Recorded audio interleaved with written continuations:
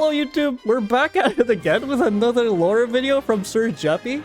This time it's ranking every agent from totally good to totally evil. Love the concept. My guess is probably Reyna, totally evil, and the new agent if she's here. But yeah, if you guys want to see this stuff live, come on over to twitch.tv/eggwick and subscribe to the YouTube channel. If you enjoy the content, go subscribe to Sir Jeppy too. I don't know why this isn't subscribed, but I'm subscribed. See? Subscribe! Alright. Hey everybody, Jeppy here, and today I'm ranking every agent from totally good to totally evil here in Valorant. Great graphics. I had an extremely hard time making this list because on the surface, most agents on the protocol are good, but have done maybe one thing in their past, whether it was on purpose or on accident, that affects their placement on this ranking. Everyone, let's start this list off by the agents I think are totally good, then work our way to the agents that are totally evil at the end of the video. Starting us off in today's... Before we start, can we get a prediction? Who is the most good agent, I guess? Is it Brimstone or Sage? Dude, Omen seems like an edgelord, so I don't know about that. I'm probably guessing Sage. Might be Brimstone because he is the leader of the team. Today's video is going to be Sage.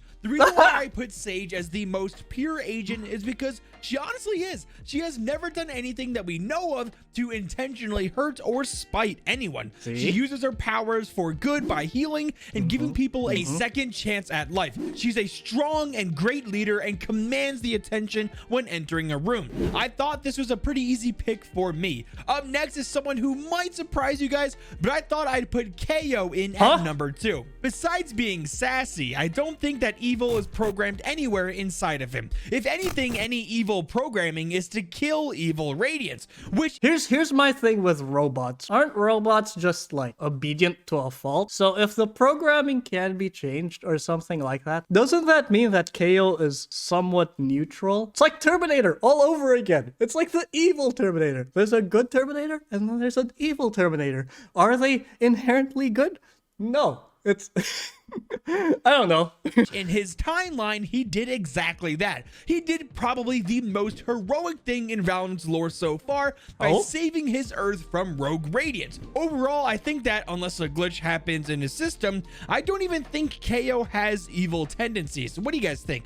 Moving on to number 3, we have Neon. I put Neon here because she just seems like such a good soul so far. I know she's new to the protocol and only time will tell of her true nature, but I've only seen good come from her. She may be sassy sometimes like Kayo, but she immediately bonded with some of the other agents like Jett and Sage featured on Valorant's Twitter page. Yeah, I just want to say this is a really cute like way to market your agents and market your characters, like showing them outside the game and stuff. People eat this up, dude. Like, not gonna lie, like these cards and like these graphics, I bet so many people have this stuff saved. Look at Omen, and dude, it's great. Some of the other agents like Jett and Sage featured on Valorant's Twitter page. I mean, come on, how evil can someone be when they have a stuffed animal they love called Squish Squish? Next up at number 4 will be Astra. Now I have Where's Brimstone? Nothing against you, Astra. Where's Brimstone? Astra here for a couple of reasons. 1, she hasn't done anything that we know of to really harm anyone. 2, she is powerful and has extensive knowledge of the cosmos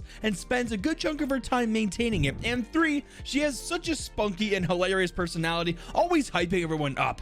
Wait, is Astra actually that strong? Because Jeppy just mentioned that she like maintains the cosmos. Wait, is Astra like a celestial being or some shit?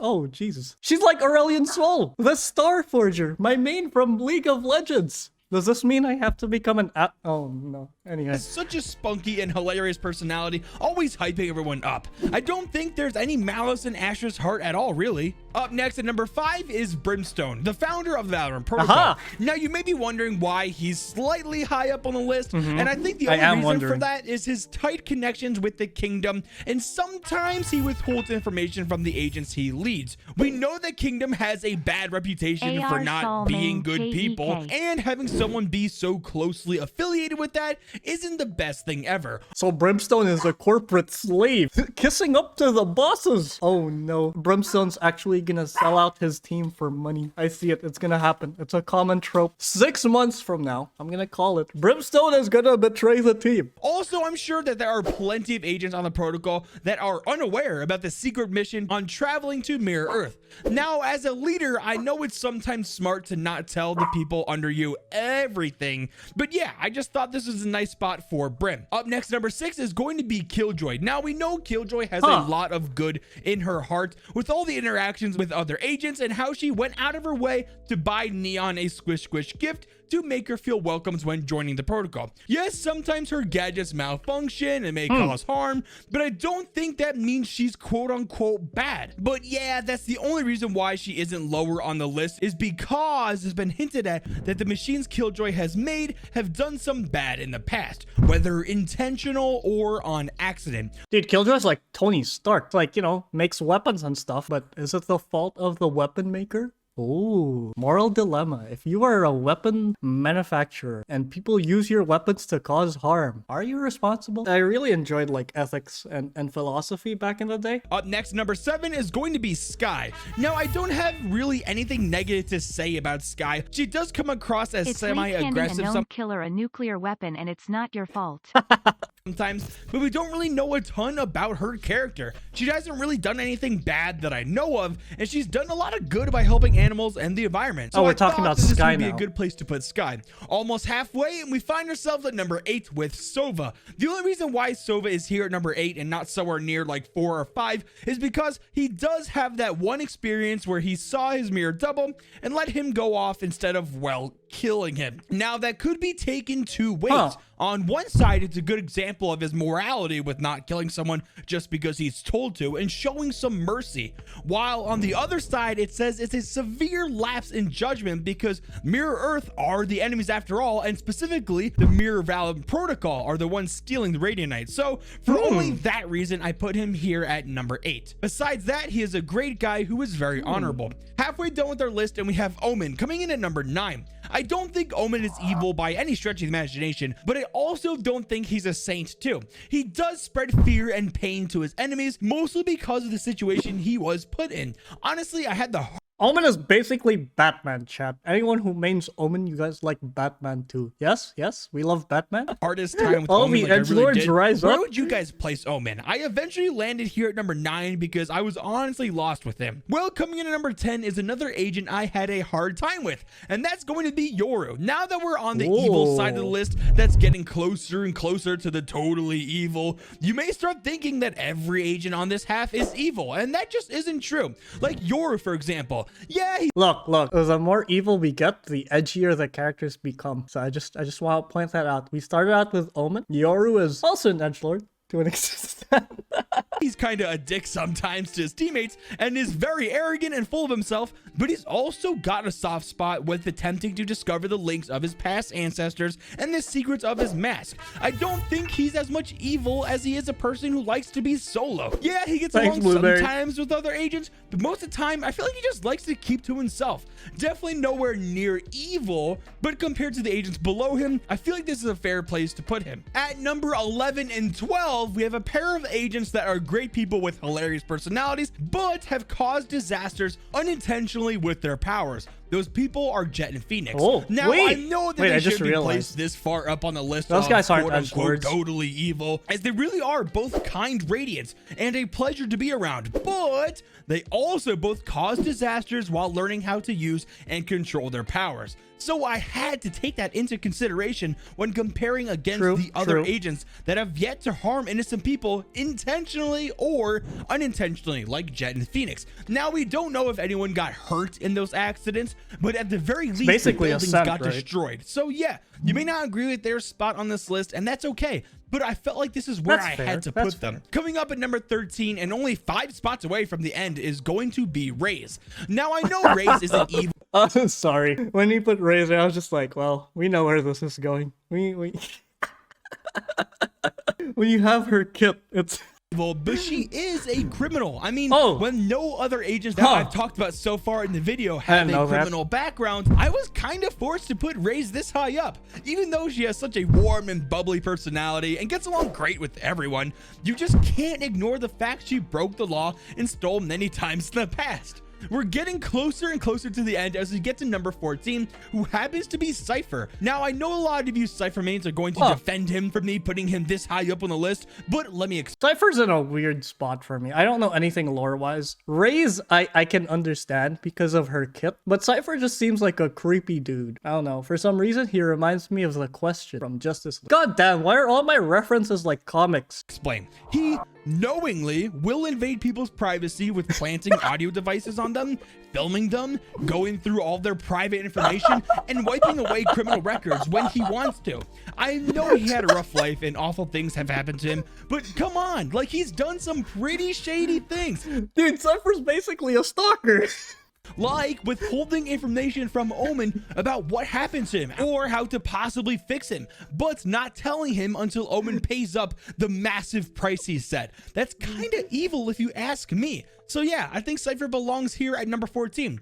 Coming in at number 15 though is going to be Breach. Now, just like Raze, Breach lived a life of a criminal, stealing from businesses and confirms to have done terrible things in his past life of crime. Yeah, I think this is a pretty easy one for me, to be honest. I don't think he's like evil as the next agent's coming up, but when you live a life of crime, it's hard to place him any lower on the list, to be honest. My impression of Breach was that he was like a lumberjack in the woods, living a peaceful life, hunting and just chilling and being all... He has no hands. Yeah, but okay, even if he has no hands, come on, man. He's like, I don't know, he gives me lumberjack vibes. I don't know, maybe it's the beard. Be someone who might surprise you guys, who isn't the most evil person in Valorant, and that's going to be Reyna. Now, let me read you an amazing comment I got the other day that really opened up my eyes and made me remember that Reyna isn't as evil as everyone makes her out to be. Wait, if Reyna is here, then that means Viper's like up there. I thought Reyna would be the most evil. All right, this is the comment. I pretty much agree with the list, with the exception I wish people would jump off this idea train that Reyna is pure evil. We're That's being called out. living in this age where characters are highly more complex than the cookie cutter stereotypes, and we have a lot of evidence that Reyna is more anti-hero like Magneto than a direct villain in the franchise. We know that Radiants after the first light were not initially accepted into society. They eventually were. So to be frank, we really have no idea if Reyna has cause for being the way she is. She mentions this world hurt her in the past. Humans could have been extremely shitty to Radiants at the start. She legitimately could have concerns for that not happening again. For her, for Radiance, and for the city that she mentions. And saying she enjoys killing people is a really weak ass excuse. Most of the VP agents seem to be into it, Viper being another big one. Omen competes with Reyna even, and so does Yoru with Phoenix over kills. It's not a good indicator. They're agents. Killing is part of the job. Some will undoubtedly be more into it than others, and you'll find that realistically in any Black Ops group. Don't get me wrong, I don't think Reyna is a saint. She's not, but I also don't think...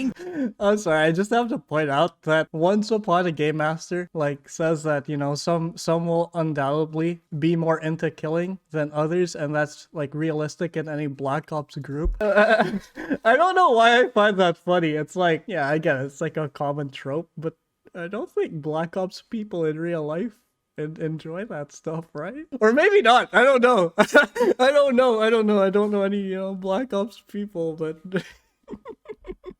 Kingdom themselves are like very good people either. Valorant is not full of black and white characters and corporations, which is just where I take issue. End quote. Thank you. I like how the comment is like so confident in their conviction that, you know, some people in Black Ops group will obviously enjoy that.